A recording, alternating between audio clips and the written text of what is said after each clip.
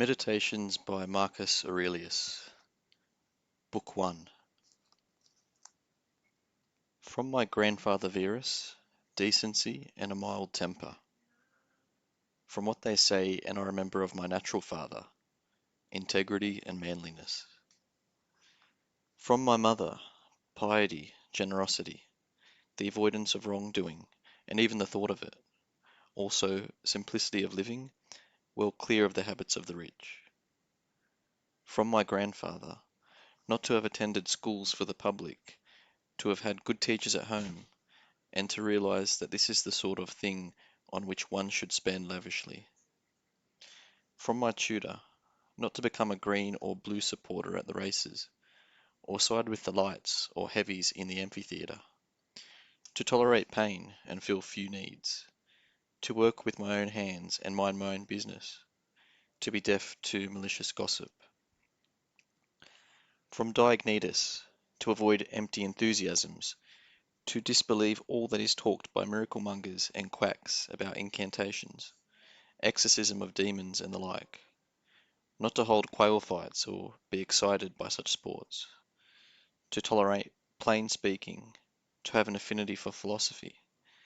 and to attend the lectures first of Bacchius,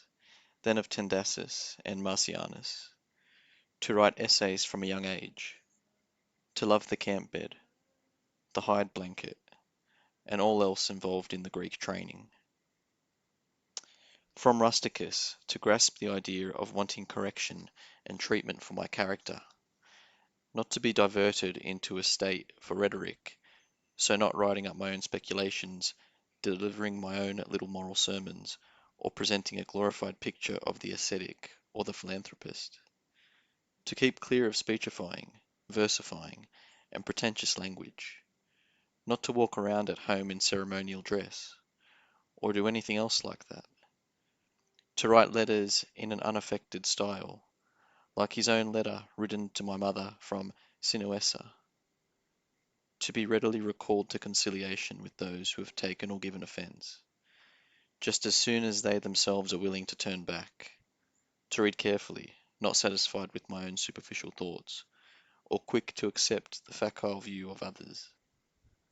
to have encountered the discourses of Epictetus,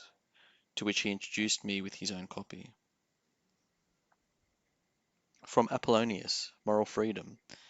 the certainty to ignore the dice of fortune, and have no other perspective, even for a moment, than that of reason alone. To be always the same man, unchanged in sudden pain, in the loss of a child, in lingering sickness. To see clearly in his living example that a man can combine intensity and relaxation. Not to be impatient in explanation. The observance of a man who clearly regarded as the least of his gifts his experience and skill in communicating his philosophical insights. The lesson of how to take apparent favours from one's friends, neither compromised by them nor insensitive in their rejection. From Sextus, a kindly disposition, and the pattern of a household governed by the paterfamilias, the concept of life lived according to nature, an unaffected dignity, intuitive concern for his friends, tolerance both of ordinary people and of the emptily opinionated, an agreeable manner withal, so that the pleasure of his conversation was greater than any flattery, and his very presence brought him the highest respect from all the company. Certainty of grasp and method in the discovery and organization of the essential principles of life. Never to give the impression of anger or any other passion, but to combine complete freedom from passion with the greatest human affection, to praise without fanfare, and to wear great learning lightly. From Alexander the grammarian, not to leap on mistakes, or captiously interrupt when anyone makes an error of vocabulary, syntax, or pronunciation, but neatly to introduce the correct form of that particular expression by way of answer, confirmation, or discussion of the matter itself rather than its phrasing, or by some other such felicitous prompting. From Fronto, to understand the effect of suspicion, caprice, and hypocrisy in the exercise of absolute rule, and that for the most part these people we call patricians are somewhat short of human affection. From Alexander the Platonist, rarely, and never without essential cause, to say or write to anyone that I am too busy, nor to use a similar excuse, advancing pressure of circumstances in constant avoidance of the proprieties inherent in our relations to our fellows and contemporaries. From Catullus, not to spurn a friend's criticism, even if it may be an unreasonable complaint, but to try to restore his usual feelings, to speak of one's teachers with wholehearted gratitude, as is recorded of Domitius and Athenodotus, and a genuine love for children. From Severus, love of family, love of truth, love of justice, to have come by his help to understand Thrasea, Helvidius, Cato, Dio, Brutus, to have conceived the idea of a balanced constitution, a commonwealth based on equality and freedom of speech, and of a monarchy which values above all the liberty of the subject. From him, too, a constant and vigorous respect for philosophy, beneficence, unstinting generosity, optimism, his confidence in the affection of his friends, his frankness with those who met with his censure, and open likes and dislikes, so that his friends did not need to guess at his wishes. From Maximus, self-mastery,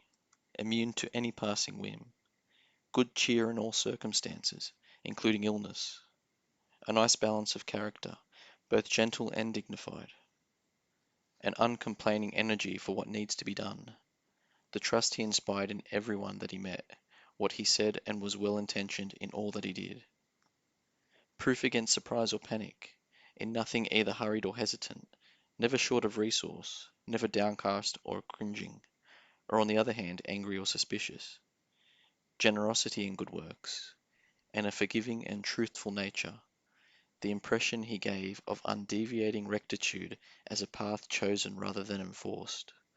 the path that no one would ever have thought himself belittled by him, or presumed to consider himself superior to him, and a pleasant humour.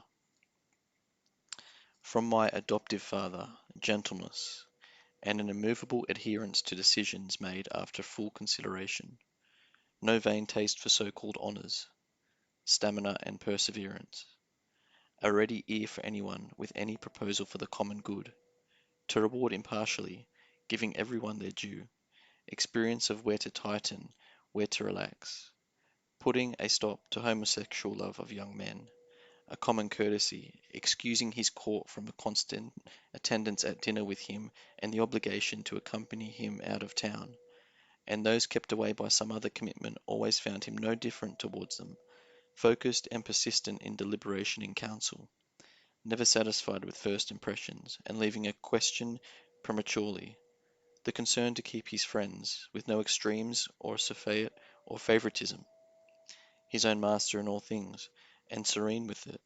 foresight for the longer issues and unfussy control of the least detail,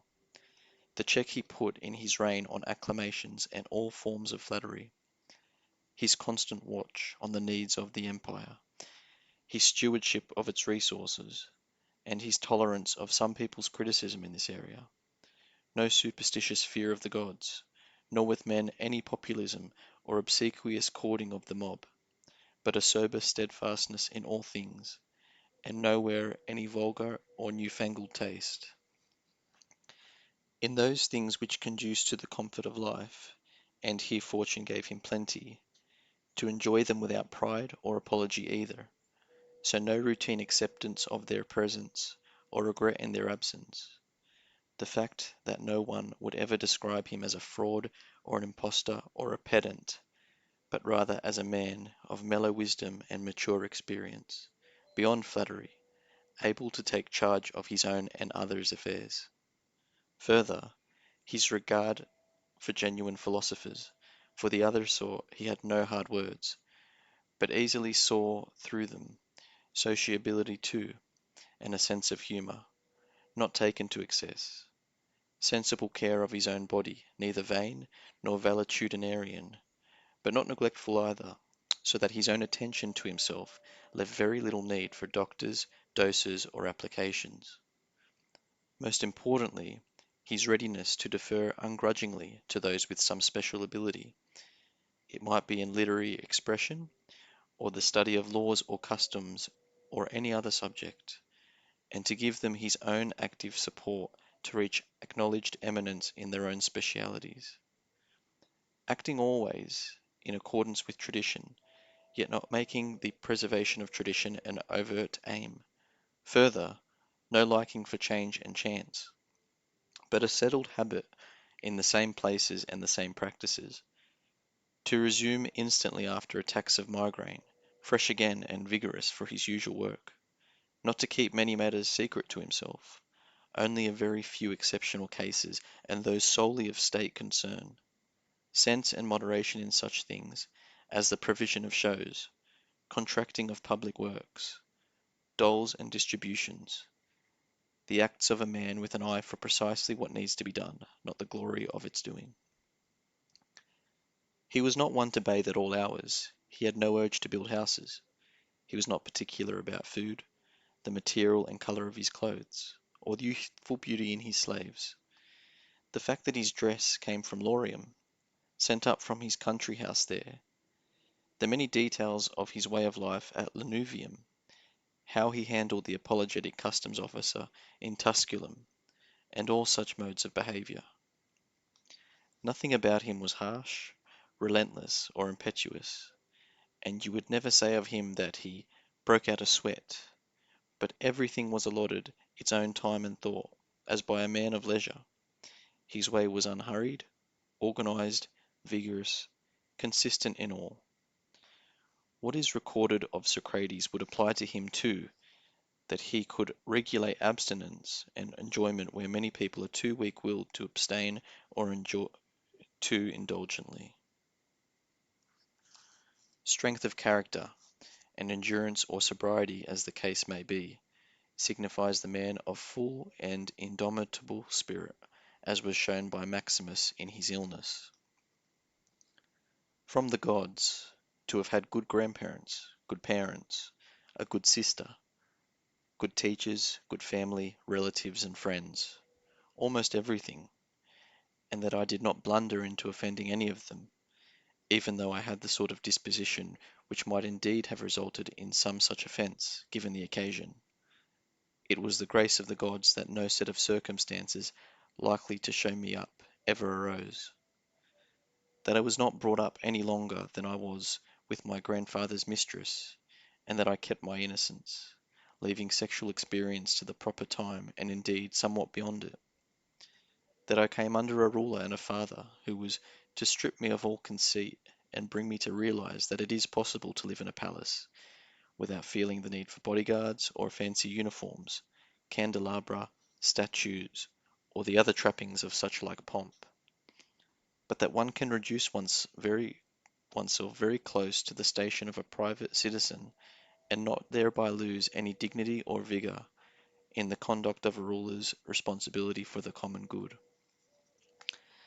That I was blessed with a brother whose character could spur me to care for myself, and whose respect and affection were likewise a source of joy to me. That my children were not born short of intelligence or physically deformed. That I did not make further progress in rhetoric, poetry, and the other pursuits in which I could well have been absorbed, if I had felt this my right path. That I was quick to raise my tutors to the public office which I thought they desired, and did not put them off, in view of their youth, with promises for the future. That I came to know Apollonius, Rusticus, Maximus.